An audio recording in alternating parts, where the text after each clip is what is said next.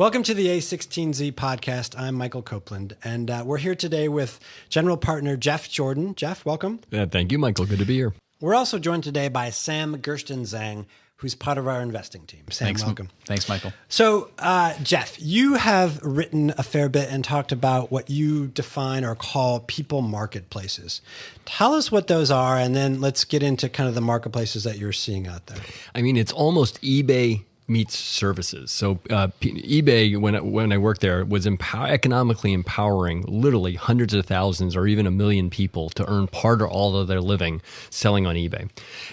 With the advent of mobile phones, it's now possible for those same armies of people to earn a living doing services. And that's what I refer to as a people marketplace. They're service marketplaces built up around independent contractors.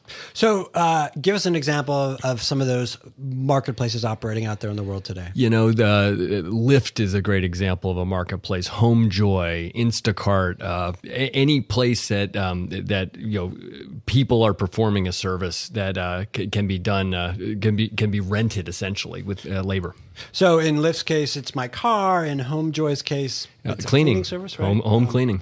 Why or what enables these kind of marketplaces, today as opposed to 5 years ago or even 3 years ago? The mobile phones, the smartphone in your pocket, which is a little computer, is essentially the enabler here. Before, if everything would have had to been done, in an analog way, or just, scheduling would be hard. Geographic location is hard. Logistics are hard. The mobile phone and the processing power and the GPS capabilities is a real enabler to empower a distributed workforce to be really smart and really efficient. I mean, I get that in the case of Lyft, right? So it's transportation, it's people and automobiles moving around. How does that work in the case, and how does it sort of get more sort of nuanced in the case of whether it's home cleaning as an example, or there's these services that will deliver food from a restaurant, and I want to get to groceries because that's been our latest investment, Instacart. Right. But yeah, so let's talk delivery from restaurants. There's two that are growing very strongly: DoorDash and Caviar. Mm-hmm. And so they get an order in. So a consumer can order in a number of fashions, but they have to get the order to the restaurant, which often involves some form of mobile technology. A lot of them have tablets sitting there to have the restaurant receive the order. Then they have to efficiently get drivers to that restaurant, ideally as the order is being completed, and efficiently get to the house as fast as they can. So they're tracking the drivers through GPS. They're doing algorithms to say which driver is optimal to do this order. And then, by the way, once they drop off that order, what's the optimal next order? So the efficiency and profitability of these marketplaces are typically around capacity utilization. How many deliveries can they fit into, say, an hour? Right. And the mobile phone and the computational power in the GPS enables them to pack more efficiency into the hour, which creates better economics for consumers and better economics for the company. Interesting. So in some ways, and Sam, I want you to chime in here. You could be Caviar or DoorDash. DoorDash. Yeah. And essentially you're operating like FedEx, but without the jet planes, it sounds like. Yeah, without the jet planes and the cars. I mean, the level of logistics behind restaurant delivery, behind the Ubers and Lyfts, it is astonishing how these are large scale logistical systems. And one of the advantages, Sam, that I think we talked about earlier was that we've all bring these supercomputers to the party. It's not like, FedEx or UPS that had to sort of install this infrastructure of technology. Yeah, absolutely. I think that there's sort of this red herring in that we think of it, these services are enabled because we have smartphones, but the interesting part is that each of these drivers on DoorDash or Instacart or elsewhere, they bought a smartphone for themselves to play games or do other things. And now suddenly this becomes this tool that allows them to tap into this network. And it allows them, it's bring your own device, and that creates this marketplace. Right. Well, you mentioned Instacart. We've mentioned it, now several times. Jeff, let's jump into that. That's one of the most recent investments here at a16z. How is it a people marketplace? And describe for us how it works. No, it is interesting. Grocery is one of the last categories standing for the analog, brick and mortar business. Grocery has been almost completely untapped by the digital revolution in commerce. And I want to dig into that. Why do you think that is? Historically, the approach people were taking was to build a parallel supply chain for the grocery business. So take Webvan back in the day. They would build their own warehouse, with their own materials handling technology. They would buy the goods to go into that warehouse, and then they'd fill their trucks on a delivery route and send it out. It's incredibly capital intensive. I believe Webvan, $1.2 billion of investor capital disappeared with the disappearance of Webvan in the day. So it gives you a sense for the asset intensity. Fast forward to today, now you've got this mobile army of underemployed people, because if there was some full employment, this might not be quite as interesting. But the whole employment relationship between the U.S. worker and employers has changed, and there are a lot of people looking for decent paying jobs. You've got a bunch of potential people who want to earn money, all with mobile phones. And so instead of building the parallel supply chains, Instacart's figuring out how to leverage the existing supply chain, the brick and mortar store. So brick and mortar has a lot of disadvantages, but a couple advantages it has. They have strong local brands. I mean, my local supermarket is Bean-Keeney's. And they have distributed inventory of the goods that are of interest to the people in that area. So Instacart gets into the grocery business without like Webvan and even like Amazon Fresh, and I want to get to this, without building warehouses, stocking them. Some other grocery store does all that. It's basically a virtual approach. The Instacart CapEx, instead of building distribution centers, buying trucks, inventorying them, they literally are buying servers. I mean, that's their CapEx, because the employees bring their own mini computers, the smartphones. They bring their own cars, and the supermarkets are where the warehouses are, quote unquote, as well as the inventory.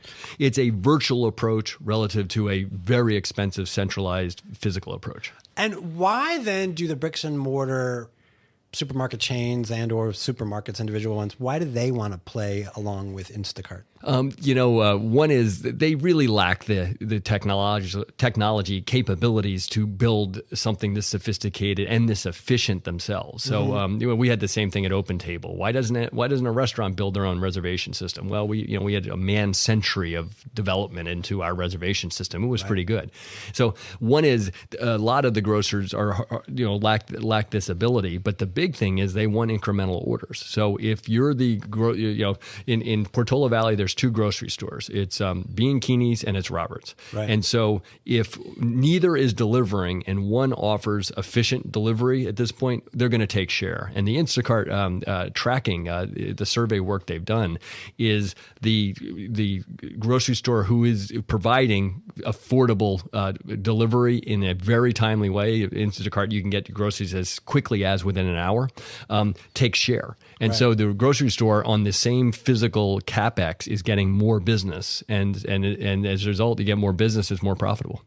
Sam, so we've tried this before with Webvan back in the day, and I think Webvan finally shut down in 2001.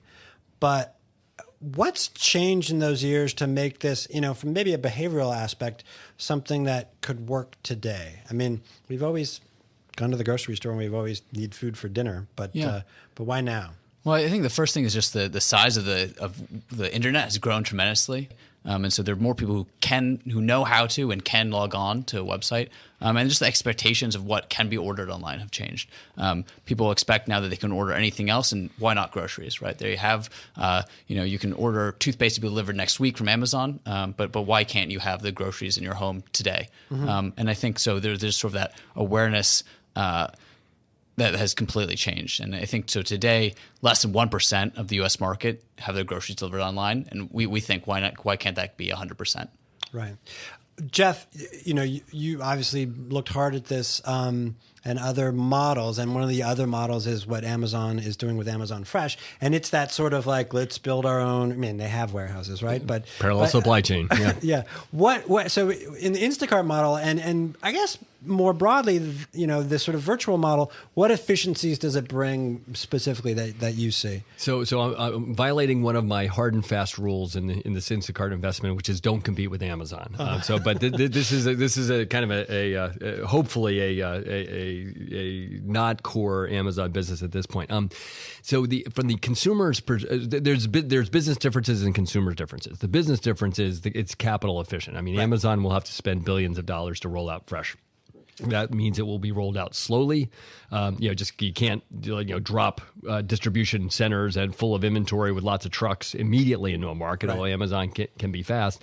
So one is it's a lot cheaper. Second is the virtual model will provide better service. It will be able to get you groceries in an hour. Amazon right now has a subscription to Fresh, and often you need to schedule grocery deliveries a day in advance into a broad delivery window. Right. Third is operational efficiency. In a centralized model, that food that's going to be delivered at 5 o'clock is possibly being picked at 10 in the morning, stuffed on a truck that in order to make the service efficient needs to make 10 stops along the way. I see. If you're number 10, they're there. Instacart, the person picks it from the store and drives it to your house, just like you would. So there are a set of different benefits, both for the consumer and from the business perspective, that we think creates an interesting opportunity for Instacart. I think also for Instacart, you can have groceries delivered from the Rainbow Co-op in the Mission. You can have groceries delivered from Whole Foods, and so you can shop from merchants and brands you care about rather than sort of Amazon's generic brand, which is also really exciting for consumers. My favorite local supermarket now uses Instacart, Berkeley Bowl. They have a complete unique selection of food. I swing. I love to cook, but I swing by Berkeley Bowl when I'm in the East Bay just because I love their selection. So these people marketplaces, we've got groceries, we've got transportation, we've got delivery. How far does this model extend, do you think, Jeff?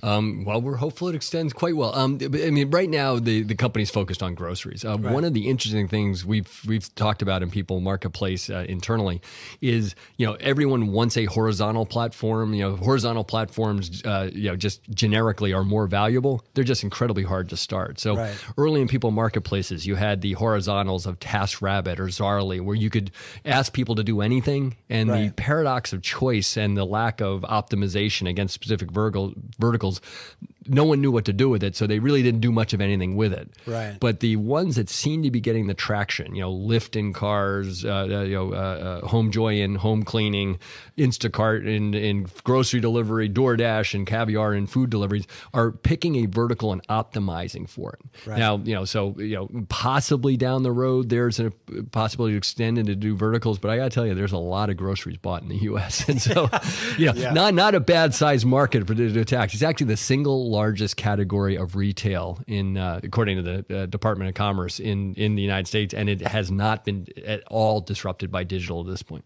Interesting. Well, my refrigerator awaits online grocery delivery, I'll tell you that. And Jeff, I want to thank you for your time, and Sam, you as well. It's a pleasure.